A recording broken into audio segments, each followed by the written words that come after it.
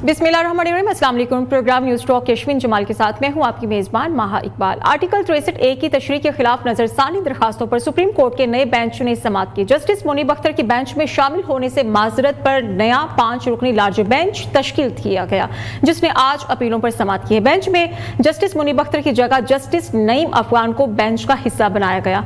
आज समाअत के आगाज पर चीफ जस्टिस पाकिस्तान ने कहा कि जस्टिस मुनीब अख्तर को बेंच में शामिल होने की दरखास्त की गई, लेकिन जस्टिस मुनीब अख्तर ने दोबारा खत लिखकर अपना मौकिफ दोहराया है, जिसके बाद जजेस कमेटी में जस्टिस मंसूर अली शाह को बेंच में शामिल करने की तजवीज दी, लेकिन जस्टिस मंसूर अली शाह ने बेंच और कमेटी दोनों में शरीक होने से माजरत की, जिसके बाद हमारे पास कोई और ऑप्शन नहीं था।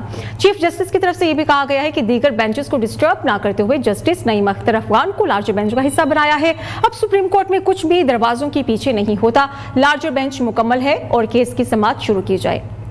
इस मौके पर हम देखते हैं कि पाकिस्तान तहरीक इंसाफ की जो वकील है बैरिस्टर अली जफर, उन्होंने बेंच से इस्तदा की है कि मैं एक एतराज उठाना चाहता हूं, जिस पर चीफ जस्टिस ऑफ पाकिस्तान ने जवाब दिया कि आप अपनी निशिस्त पर वापस चले जाएं, आपको बाद में सुनेंगे। पीटीआई की वकील बैरिस्टर अली जफर ने बेंच पर एतराज उठाया, जिस पर चीफ जस्टिस ने रिमार्क्स दिए कि आपको पहले दलाइल देने का हक नहीं है, पहला हक जिसने नजरसानी दरखास्त दायर की है उसका है। रोस्टम पर आप ही के बार के मुंतखब सदर खड़े हैं, कभी तो जमहूरियत पर चलकर देखें।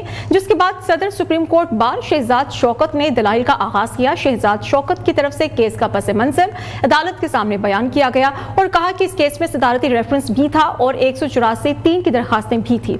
अदालती उस्मा ने पूछा कि उस वक्त सदर कौन था, जिस पर शहजाद शौकत ने अदालत को बताया कि उस वक्त आरिफ अलवी सदर थे। चीफ जस्टिस ने रिमार्क्स में कहा कि वही हुकूमत बतौर हुकूमत भी इस केस में दरखास्त गुजार थी।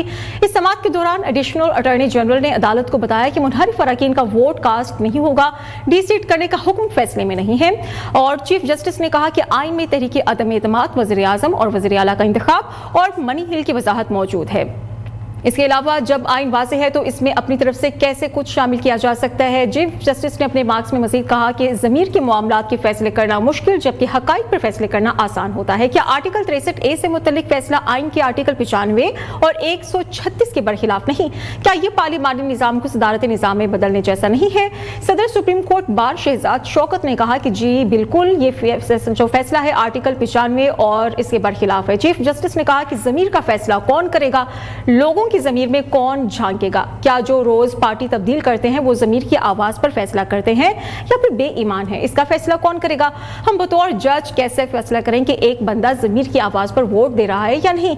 हम कौन होते हैं किसी के ज़मीर का फैसला करने वाले? इसके बाद अदालत ने समाअत कल तक मुलतवी कर दी है और सुप्रीम कोर्ट के बाहर मीडिया से गुफ्तगू करते हुए पीटीआई के जो वकील हैं अली जफर, उनकी तरफ से मुकदमा सुनने वाले 5 रुकनी लार्जर बेंच को गैर आइनी और गैर कानूनी करार दे दिया है। अली जफर ने मीडिया टॉक में कहा है कि मुल्क इस वक्त एक शदीद आईनी बहरान से दो चार है जो कि पूरे सिस्टम को अपनी लपेट में ले सकता है। तो जनाब, मेरे साथ आज पैनल है पाकिस्तान मुस्लिम लीग नून से सीनियर रहनुमा है राजा कमरुस्सलाम साहब, और पाकिस्तान तहरीक इंसाफ से मुझे आज ज्वाइन करेंगे बैरिस्टर हैं तैमूर मलिक साहब।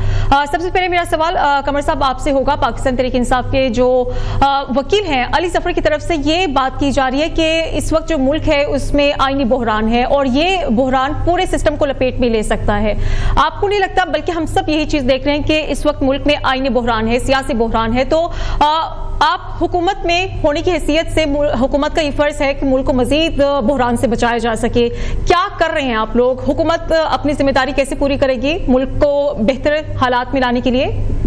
जी, हुकूमत पूरी कोशिश कर रही है और उसके असरात नज़र आ रहे हैं मुल्क को बहरान से निकालने के लिए। आप देखें कि अभी जस्ट जो डिफ़ॉल्ट की बातें हो रही थी, IMF का जो एग्रीमेंट है वो अभी साइन हुआ, IMF ने अभी बोर्ड ने अप्रूवल दी। आप तमाम मुआशी इंडिकेटर्स देख लें, आप स्टॉक एक्सचेंज देख लें, आप जितने यानी वो मामलात हैं। फिर अगर आप खारजा पॉलिसी को देखें तो अभी वज़ीर आज़म पाकिस्तान जो हैं वो यूनाइटेड नेशंस में ख़ताब करके आए हैं और वो उनका ख़ताब जो है UN के जो अपनी उनका है यूट्यूब चैनल, उस पर सबसे ज़्यादा देखा गया।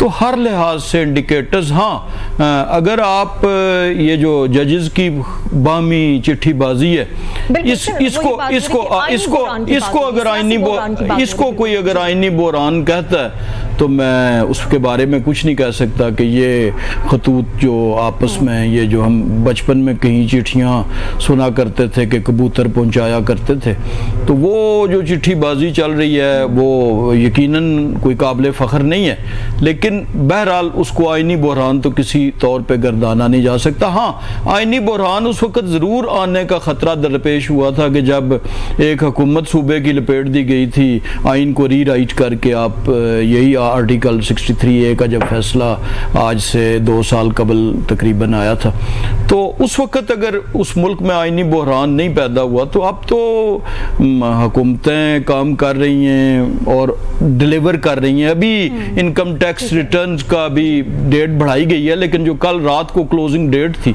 इस पे 100% ज़्यादा लोगों ने, यानी तकरीबन दुगने जो हैं वो टैक्स रिटर्न्स फाइल हुई हैं, डबल जो है वो टैक्स की जो इकट्ठा हुआ है इनकम टैक्स की सूरत में सिर्फ सितंबर के महीने में वो हुआ है। फॉरेन रेमिटेंस देख लें, तो ये सारी चीज़ें वही हैं जो हुकूमत कर रही है। और हुकूमत का हाँ, स्टॉर्म इन अ टी कप को अगर आप आइनी बहरान कहते हैं, या वो एक सूबे का वज़ीर आला क्लाशनकोफ उठा के तो वो हमला आवर हो दूसरे सूबे पे और बंदूकों से वो तोड़े, तो अगर उसे आइनी बहरान कहते हैं तो फिर हम उस पर बात कर सकते हैं कि आया है या नहीं। चलिए जी जी, इस पर बात होगी बिल्कुल। तैमूर मलिक साहब, नजरसानी केस पे हम देखते हैं कि नया बेंच भी तश्कील दे दिया गया है, फिर भी पाकिस्तान तहरीक इंसाफ की तरफ से एतराज उठा दिया गया, कहा जा रहा है कि गैर आईनी है, गैर कानूनी है। एतराजात क्या हैं और आपको क्या लगता है कि किस तरीके से बेंच बने तो फिर आपके एतराजात खत्म होंगे और इस मामले को आगे लिया जा सकता है? बिस्मिल्लाहिर्रहमानिर्रहीम। महा देखें, राजा साहब ने बड़े मंझे हुए सियासतदान की तरह आइनी बहरान से बात हटा के दूसरी तरफ ले गए। आइनी बहरान बिल्कुल है और बनता नज़र आ रहा है, बिकॉज़ ये पाकिस्तान में ये जो इन्होंने पिछली भी बातें की, ये नहीं हुआ कि आला अदलिया के फैसलों पे अमल दरामद ना हो। वो चाहे यूसुफ रज़ा गिलानी की डिस्क्वालिफिकेशन हो, किसी और का मामला हो, ये हुकूमतें बदलने की बात हो, चाहे पाकिस्तान तहरीक इंसाफ की हुकूमत जाने की बात हो, फैसलों पे अमल दरामद ज़रूर हुआ है, लाजमी हुआ है। इस दफ़ा क्या हुआ है कि इलेक्शन कमीशन ऑफ पाकिस्तान ने, आपके सामने है कि सुप्रीम कोर्ट के 13 मेंबर बेंच के फैसले को जो 8 जजेस की मेजॉरिटी के साथ आया उस पर अमल दरामद नहीं किया। क्लैरिफिकेशन के बाद क्लैरिफिकेशन मांगने चले गए हैं। तो इसी तनाजुर में मैं आगे बात लेके जाता हूँ जो आपने अब सवाल किया कि देखें, बेंच जो है उसके लिए, बेंच की फॉर्मेशन के लिए एक कमेटी 3 मेंबर बनाई गई, एक कानून लाया गया जो यही लेके आए। उस कानून के तहत 3 सीनियर मोस्ट जजेस ने बैठ के फैसले करने थे कि बेंच, कौन से बेंच किस तरह के मामलात को सुनेंगे।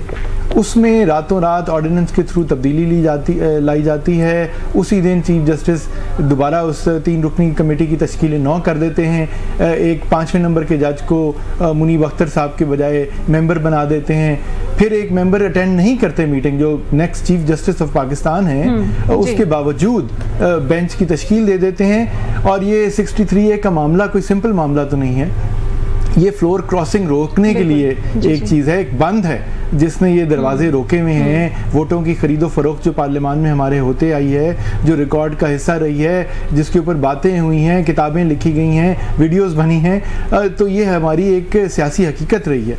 तो उसका दरवाज़ा बंद किया गया। अब ये दरवाज़ा जो है किस उजलत में खोला जा रहा है? आज जो सवाल हमने नहीं उठाए, हाँ, सुप्रीम कोर्ट के जजेस उठा रहे हैं कि ये बेंच तश्कील कैसे दिया गया।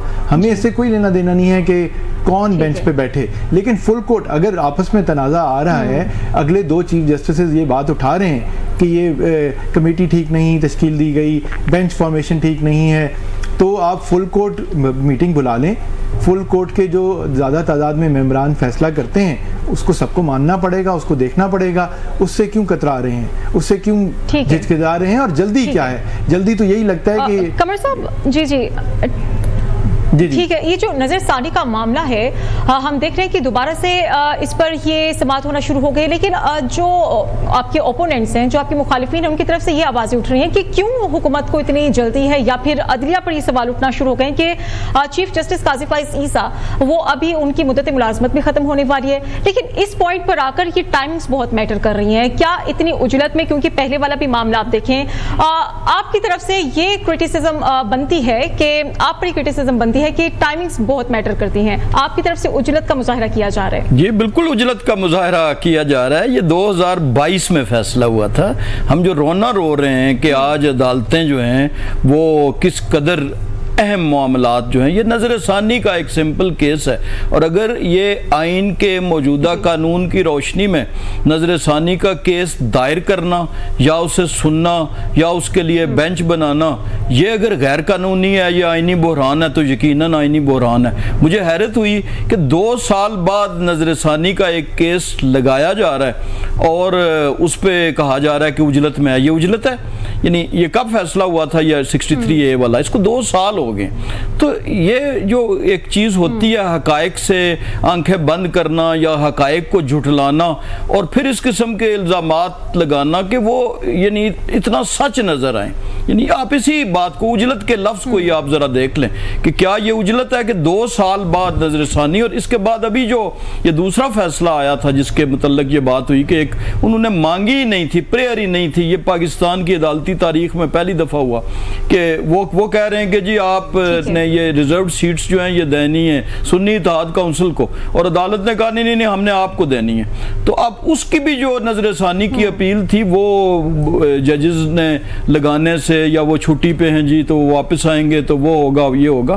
तो आप देखें कि ये टैक्स पेयर्स मनी है जो पाकिस्तान खर्च कर रहा है इस महंगी अदलिया पे, और जिसकी परफॉर्मेंस को आप देखें, जो जितने भी यार्ड स्टिक्स दुनिया में, चाहे नंबर ऑफ केसेस से देख लें, एवरेज जो डिस्पोजल ऑफ केसेस है उसको देख लें, तो हर लिहाज से जो है हमारी अदलिया का किरदार कोई काबिल रश्क नहीं है। तासुर ये जा रहा है कि पसंद के जजेस लगेंगे, नापसंद के जजेस लगेंगे, तो फिर माहौल इस तरह का पैदा हो जाएगा। तैमूर मलिक साहब, क्यों ये तासुर पैदा होता जा रहा है कि पसंद नापसंद जजेस, और फिर जो फैसला अगर आपके हक में आएगा तो वो एक्सेप्टेबल होगा, वरना हम फैसला नहीं मानेंगे।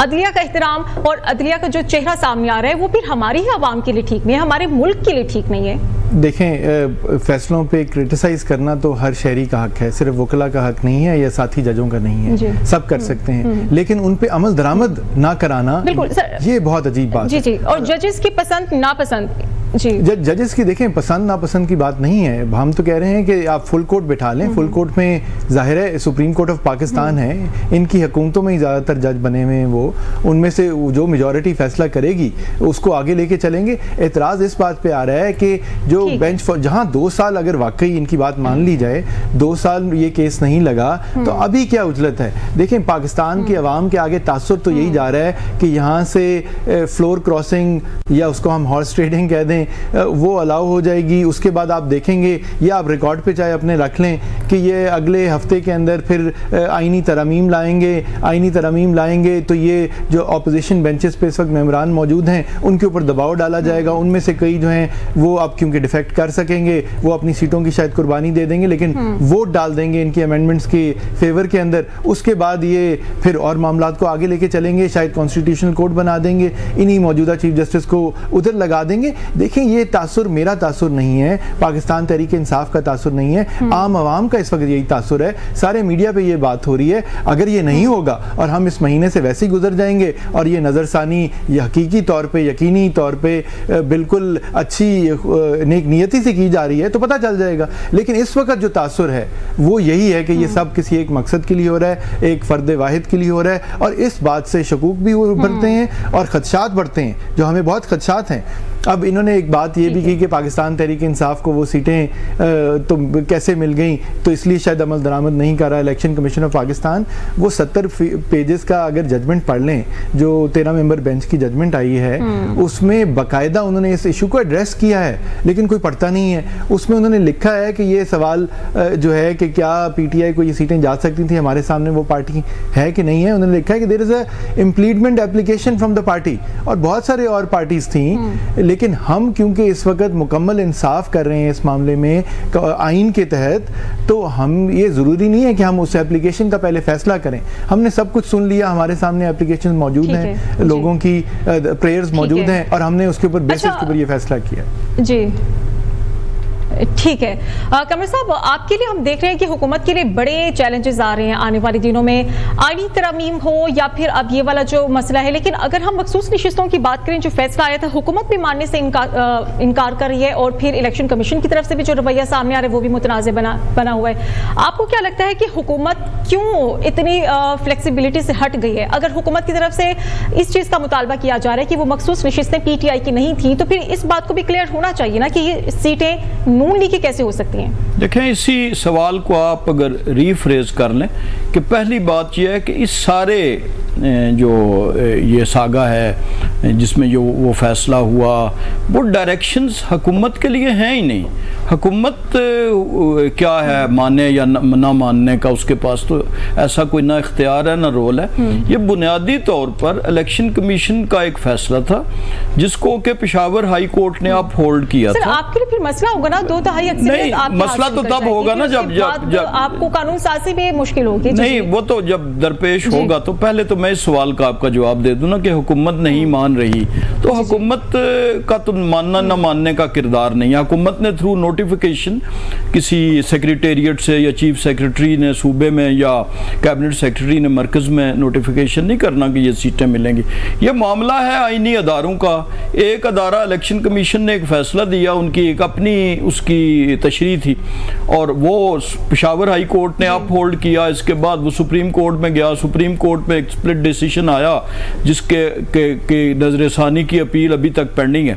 तो बुनियादी तौर पर यह क्लैरिफिकेशन इलेक्शन कमीशन, मैं सिर्फ ये तस्दीक करना चाह रहा था कि इसमें गवर्नमेंट का कोई रोल नहीं है। गवर्नमेंट जो अपना रोल है वो अदा कर रही है और वो मैंने अभी इंडिकेटर सारे गिनवा दिए थे। अब आ जाएं आप उस चैलेंज की तरफ जिसका आप जिक्र कर रहे हैं। तो आईनी तरमीम, तो आपको नहीं लगता कि फैसले पर अमल दरामद करना भी तो हुकूमत की जिम्मेदारी है ना? नहीं, जब हुदूद का सिलसिला भी शुरू हो गया, जब हुकूमत के पास कोई ऐसी डायरेक्शंस आएंगी जो कि हुकूमत के लिए it will be meant for the government, तो गवर्नमेंट जरूर अमल करेगी। अभी तो मैंने यही तो बताया कि ये इलेक्शन कमीशन ने कुछ क्लैरिफिकेशन मांगी, वजाहत मांगी, वो वजाहत आई। उस वजाहत की रोशनी में इलेक्शन कमीशन ने कुछ और वजाहत मांग ली। वो इलेक्शन कमीशन ने कहा जी कि एक पार्लियामेंट ने एक कानून पास किया था और फिर वो बाद में ऑर्डिनेंस की शक्ल में भी उसमें कुछ चेंजेस आई। तो इलेक्शन कमीशन ने वो वजाहत मांगी, अब सुप्रीम कोर्ट उस पर कोई फैसला देगी। जब एक्सप्रेस अगर मामला हो, जब भी कहीं किसी की बरामदगी का, किसी मिसिंग पर्सन का कोई ऐसी चीज़ हुई, तो हुकूमत के लिए जो डायरेक्शंस थी वो तो हुकूमत ने हमेशा पूरी की। अभी तक कोई ऐसी मिसाल नहीं है जब हुकूमत ने सुप्रीम कोर्ट को डिसोबे किया हो। लेकिन जहां तक उस चैलेंज का ताल्लुक है जो आईनी तरमीम, ये तो एक सिंपल सी बात है कि एक पार्लियामेंट है, उसके पास ये इख्तियार मौजूद है कि वो तरमीम करे या ना करे। और अगर अक्सरियत होगी उस पार्लियामेंट के पास, देखिए ना, इससे बड़ी जमहूरियत का और क्या सबूत हो सकता है कि हुकूमत चाहती थी कि हम आईनी तरमीम करें, बकौल आपके भी और बकौल सब के, लेकिन उन्हें पार्लियामेंट के अंदर जो मतलूबा अक्सरियत थी वो नहीं मिली, तो वो तरमीम नहीं हो सकी। सारे ज़माने ने देखा। तो यही सबूत है डेमोक्रेटिक सिस्टम की स्ट्रेंथ का। और जब पार्लियामेंट में ये मतलूबा अक्सरियत हो जाएगी, ये तो मफरूज़ा है ना जी कि ये इसलिए किया जा रहा है कि उसको अगर हुकूमत ने ताकत का इस्तेमाल करना होता और तोड़ना होता, या वो जो जिसे हॉर्स ट्रेडिंग जिसकी ये बात कर रहे हैं, तो वो तो हो चुका होता, उसी रात को हो चुका होता जिस रात की तरफ इशारा किया जा रहा है या जिस दिन की तरफ किया जा रहा है। अच्छा, तो यही पार्लियामेंट की स्ट्रेंथ है। जब पार्लियामेंट इस पे आएगी तो वो तरमीम कर देगी। कामयाबी कैसे हासिल करेंगे? एक ब्रेक ले लेते हैं जी। ब्रेक के बाद इसी पॉइंट से मैं कंटिन्यू करूंगी।